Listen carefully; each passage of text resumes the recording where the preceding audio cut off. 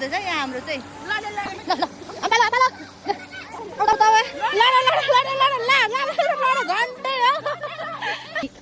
आइपुग्नु आँटेको हो कि भनेर आशा छ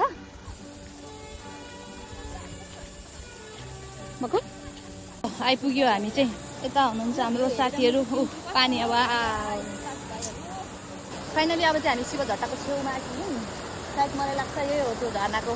खोला बगिरहेको चाहिँ माथि देखिरहेको छ अनि यो खोला तर जाने पुल रहेछ यहाँ चाहिँ रमाइलो भयो मजा आयो हेर्दै गर्नु होला म तपाईँहरूलाई शिव झट्टा पनि देखाउँछु झट्ट यो पुल नागेर अब हामी चाहिँ झर्नातर्फ लाग्दैछौँ ओह निकै टाइम लाग्यो तर आजको वेदर चाहिँ एकदम दामी छ आजको चाहिँ त्यही खुसी लाग्यो मामा भिड हेर्नुहोस् त भिड पखेरा यो चाहिँ शिव झट्टाको गेट आइपुग्यो अब हामी सिडी लाग्नुपर्ने हुन्छ